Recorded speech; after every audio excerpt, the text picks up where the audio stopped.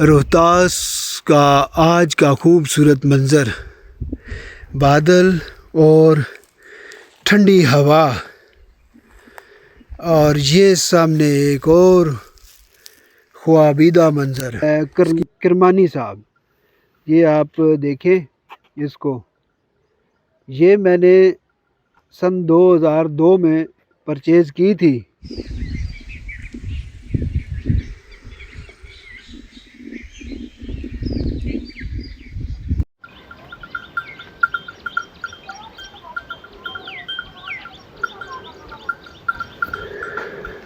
کسی دور میں ہاتھی یہاں سے گزرا کرتے ہوں گے اور اونٹ بھی، اور آج ایک بہترین سین یہاں پہ اونٹ تلہ موری گیٹ کے اندر سے گزر رہا ہے۔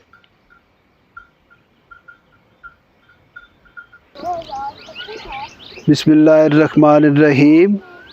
السلام علیکم۔ امید ہے آپ سب خیریت سے ہوں گے اور میں بھی خیریت سے ہوں۔ آج 4 مئی سن 2025 ہے، اور آج ہم موجود ہیں ایک بار پھر روہتاس فورٹ کے اندر۔ تو آج 4 مئی کا دن ایک بہت ہی اہمیت کا حامل ہے، کیونکہ آج سے تقریباً 225-26 سال پہلے ایک مرد مجاہد ابو الفتح محمد ٹیپو سلطان، جو عرف عام میں ٹیپو سلطان بادشاہ کے نام سے جانے جاتے تھے، وہ آج کے دن میں شہید ہوئے۔ 4 مئی سن 1799 میں ان کی شہادت ہوئی، جو کہ اپنی ساری زندگی فرنگیوں کے خلاف لڑتے رہے، اور فرنگیوں نے ہر طور کوشش یہ کی کہ ان کو بزدل اور غاصب حکمران ثابت کرنے کی کوشش کی جائے، مگر جو تاریخ کا سچ ہوتا ہے وہ ہمیشہ سچ رہتا ہے، چاہے اس کو جتنا بھی خراب کیا جائے اور جتنا بھی اس کو بگاڑنے کی کوشش کی جائے، مگر وہ ہمیشہ سچ ہی رہتا ہے۔ تو خاص طور پہ آج میں آپ کو دکھاؤں گا ایک کتاب جو کہ ٹیپو سلطان کی شہادت سے تقریباً 4 سال بعد لکھی گئی تھی۔ سید میر حسن کرمانی صاحب کی کتاب لکھی ہوئی، تو اس میں سے بھی ہم کچھ تھوڑا سا آپ کو آج بتائیں گے، اور اس سلسلے میں بات کی جائے گی۔ تو دیکھتے ہیں ابھی، اور تھوڑی دیر کے بعد آپ کو روہتاس فورٹ کی مزید وزٹ بھی کرائیں گے، اور ٹیپو سلطان کی ولادت کے بارے میں بھی آپ کو تھوڑا سا بتائیں گے۔ وہ بادشاہ جس نے اپنے وطن کی خاطر دشمنوں سے مقابلہ کیا، اور فرنگیوں کے راستے کی آخری دیوار، سمجھ لیں کہ وہ فرنگیوں کے راستے کی آخری دیوار تھے، جو کہ جب تک وہ انہیں ہٹایا نہیں جاتا تب تک انہوں نے ہندوستان کو اپنے مکمل کنٹرول میں نہیں لے سکتے تھے۔ اور وہی ہوا کہ جنگ کے ذریعے تو وہ اس عظیم بادشاہ کو ہرا نہیں سکے، تو انہوں نے پھر جو ان کے لوگ تھے ان کو ساتھ ملا کر ان کو عہدوں کی اور زمین جاگیروں کی اور دولت کا ان کو لالچ دے کر اپنے ساتھ ملایا، اور پھر وہ فرنگی جو تھے یہ جنگ جیتے۔ تو آج ان بہادر جرنیل کو بھی خراج تحسین ہم پیش کرتے ہیں، اور اللہ تعالیٰ ان کے درجات مزید بلند فرمائے، اور ان کو اللہ تعالیٰ جنت میں اعلیٰ سے اعلیٰ مقام عطا فرمائے۔ تو یہ وہ لوگ تھے جنہوں نے اپنے ملک کی خاطر جان دے دی اور دشمنوں کو اپنے ملک پر قبضہ نہیں کرنے دیا۔ تو دیکھتے ہیں، اور آج آپ کو روہتاس فورٹ کے جو پچھلی ایپیسوڈ تھی ہماری وہ تلہ موری کی، اس سے آگے ہم آپ کو لے کر چلتے ہیں اور تھوڑا سا اس کا آگے آپ کو حصہ اس کی وزٹ کراتے ہیں، اور ساتھ ساتھ میں آپ کو ٹیپو سلطان کی ولادت کے بارے میں بھی تھوڑا سا بتاتے ہیں، جو کہ میر سید کرمانی صاحب کی کتاب جو ہے اس میں لکھا ہوا ہے، تو اسی میں سے ہم آپ کو کچھ بتائیں گے۔ تو جو میرے ہاتھ میں یہ کتاب ہے، اس کے مصنف ہیں سید میر علی کرمانی صاحب۔ یہ آپ دیکھیں اس کو، یہ میں نے سن 2002 میں پرچیز کی تھی اور اس وقت یہ مجھے ملی تھی 250 روپے کی۔ تو یہ وہ کتاب ہے جو کہ ٹیپو سلطان کی شہادت کے تقریباً 4 سال کے بعد لکھی گئی، اور وہ دور جس میں کوئی فرنگیوں کی مرضی کے بغیر سانس بھی نہیں لے سکتا تھا، اس دور میں یہ ایک مصنف تھا جس نے یہ کتاب لکھی، اور اس کتاب کو پڑھنے کے بعد پتہ چلتا ہے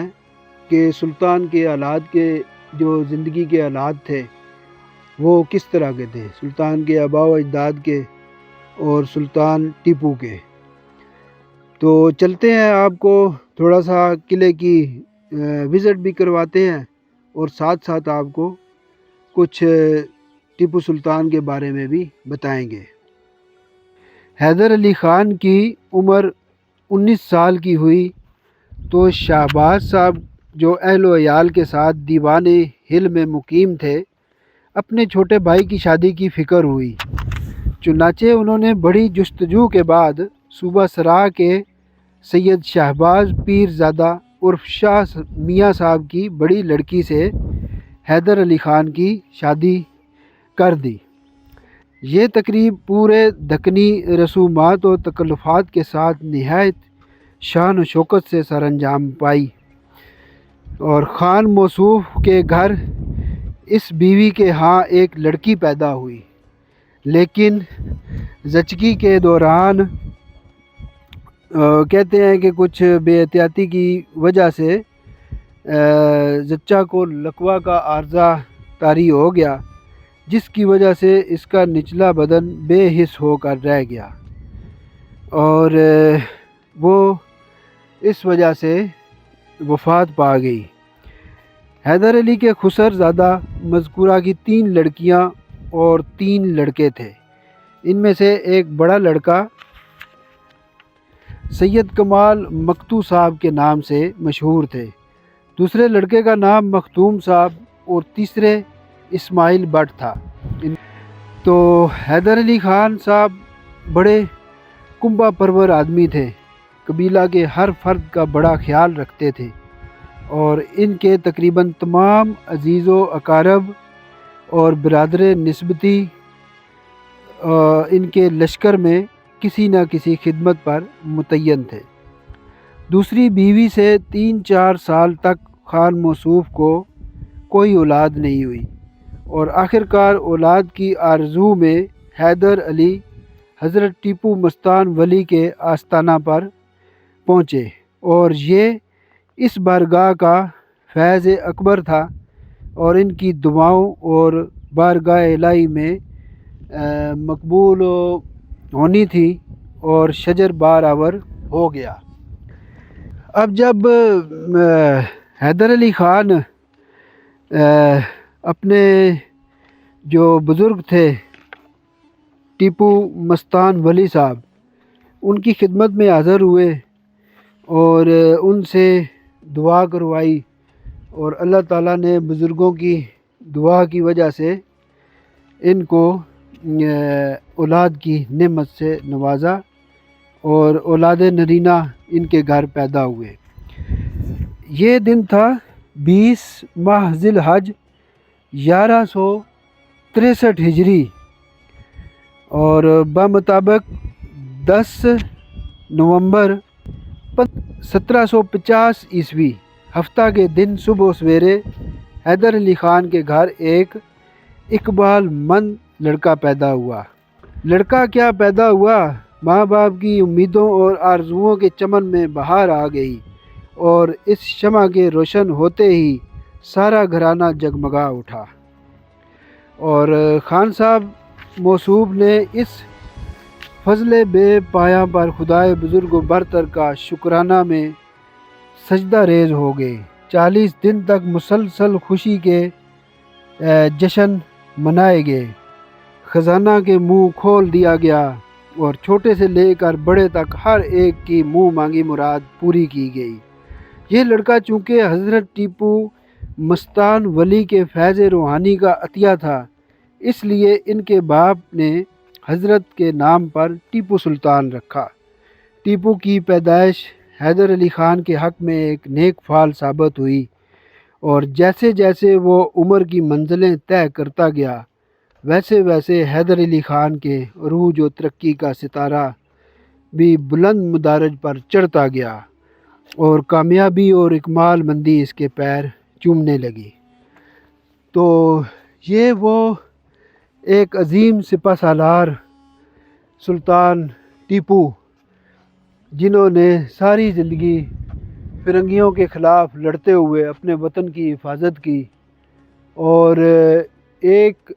طرف سے دیکھا جائے تو فرنگی اس وقت تک کامیاب نہیں ہو سکتے تھے جب تک کہ اس عظیم سپہ سالار کو اپنے راستے سے ہٹا نہ لیں۔ تو فرنگی جنگ کے ذریعے تو ٹیپو سلطان کو ہرا نہیں سکے، لیکن جنگ کے بغیر انہوں نے مکاری، چلاکی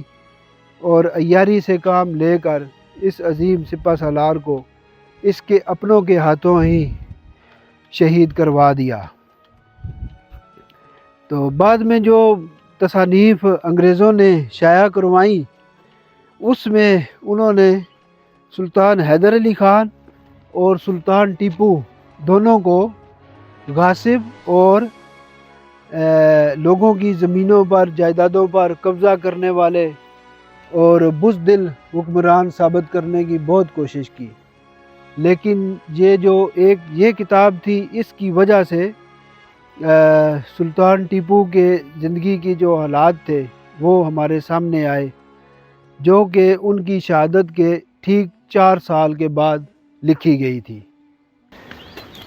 فرنگی خود تو سلطان کو جنگ میں شکست نہیں دے سکتے تھے، اس لیے انہوں نے سلطان کے غداروں کو اپنے ساتھ ملایا، جن میں 2 بڑے غدار میر جعفر اور میر صادق تھے۔ ان کو ساتھ ملا کر فرنگیوں نے سلطان کو بظاہر شکست دی اور ان کو شہید بھی کر دیا۔ تو جو ہمیشہ اپنوں سے جو شکست ہوئی وہ بہت زیادہ اور دل دکھا دینے والی بات ہوتی تھی، جس میں کہ جس لڑائی میں ہارنے کا سبب اپنے ہوں۔ تو یہی بات تھی جس کی وجہ سے ٹیپو سلطان کو شکست ہو گئی اور ان کو شہید کر دیا گیا۔ تو چلتے چلتے ہم جناب فصیل کے ایک بڑے بہترین اور خوبصورت حصے پر پہنچ چکے ہیں۔ ابھی اس کو بھی آپ کو دکھاتا ہوں اور پھر یہاں سے واپس چلتے ہیں۔ یہ دیکھیں جناب، یہ بھی ایک خوبصورت برج، اور یہ ایسا برج ہے جس کے اوپر سے کنگرے سارے ٹوٹ چکے ہیں اور صرف اس کی سمجھو کہ گول دیوار ہی باقی رہ گئی ہے، اور جہاں سے یہ فصیل کا ایک خوبصورت منظر آپ کے سامنے۔ اس جگہ سے فصیل کی اونچائی باقی جگہوں کی نسبت تھوڑی سی کم ہے، لیکن کھائی کی وجہ سے یہ بہت ہی اونچی لگتی ہے۔ یہ جناب اس برج کا خوبصورت حصہ، اور جہاں سے پھر فصیل ایک نئے رخ پہ چلی جاتی ہے، اور یہ مکمل برج ہے باہر سے، اوپر سے اس کے کنگرے سارے جو ہیں وہ ٹوٹ چکے تھے،